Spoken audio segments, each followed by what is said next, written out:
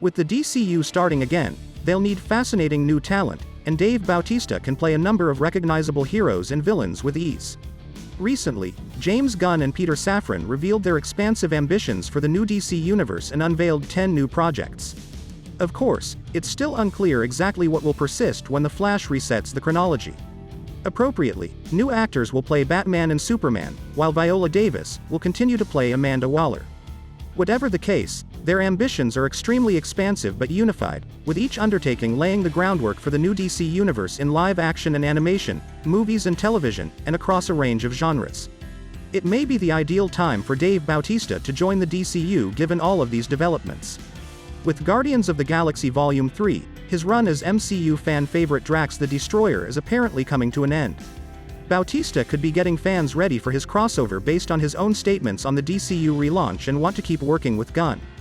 One famous fan cast is Bautista as Bane, which he once endorsed but has now changed his mind about, claiming he wouldn't be the proper fit anymore.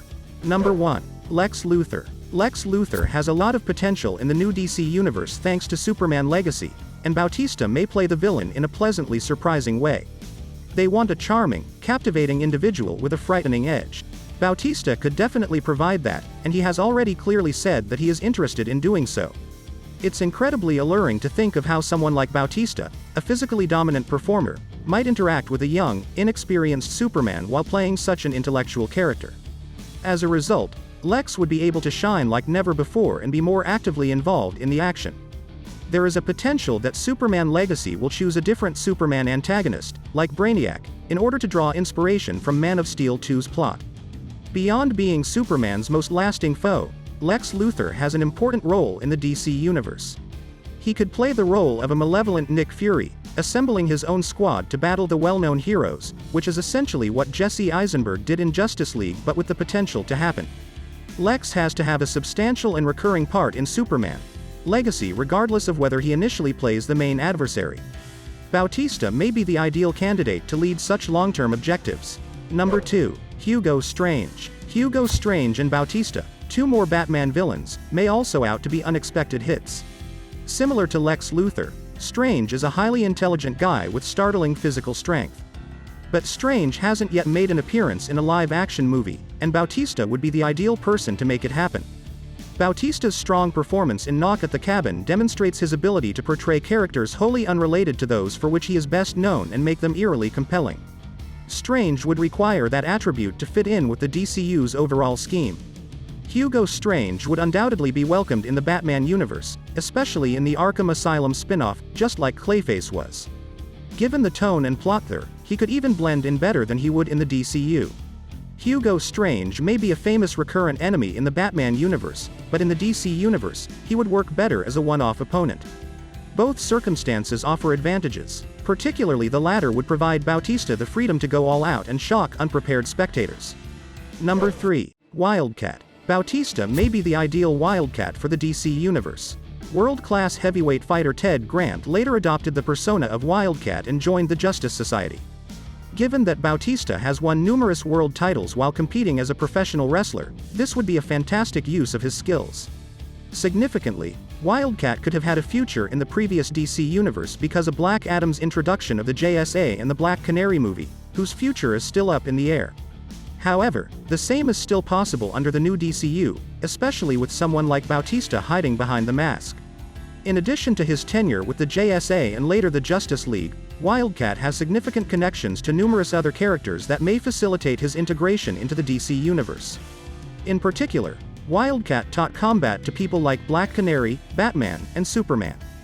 Given that Gunn is a fan of the JSA and that Superman Legacy will show a younger Superman, it's possible that he'll make a reference to Wildcat in the screenplay.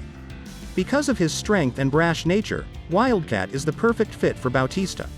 Many people are unaware of how cool and intriguing he can be, much like Drax. Number 4. Clayface. Alternately, Bautista could be able to settle in the new DC universe in Batman's region.